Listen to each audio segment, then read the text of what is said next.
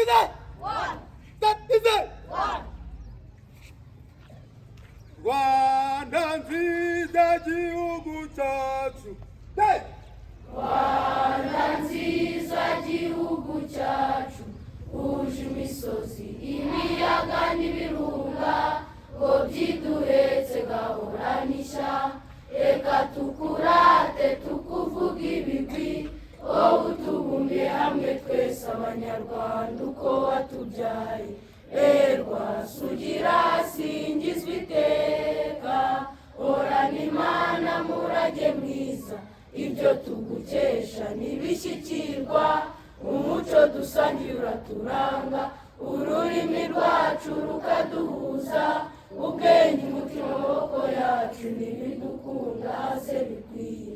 N'ugutera imbere ubutitsa, abakurambere b'intwari bitanze batizigama, baraguhanga uva mu bukombe, utsinda ubukoroni n'amatsi ibihugu byayogoje Afurika yose, none uraganje mu bwigenge. Tugukomere ko turi twese, komeza imihigo Rwanda dukunda, duhagurukiye kukwitangira.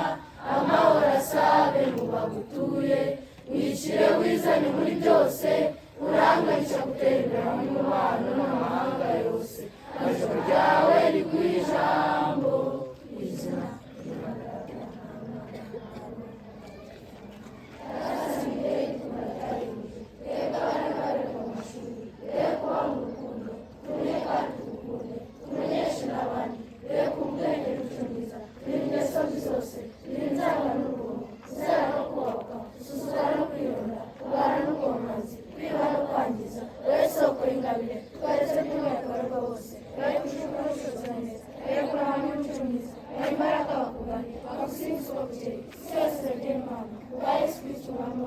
Amen.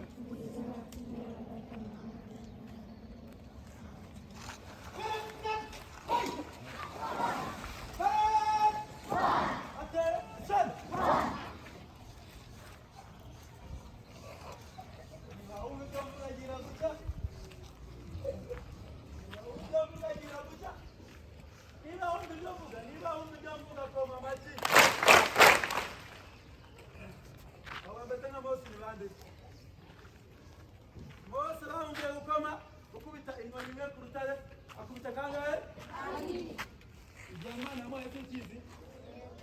Nawe rero ujye ukora ibyo bakubwiye kugira ngo bitaba bibisibyo.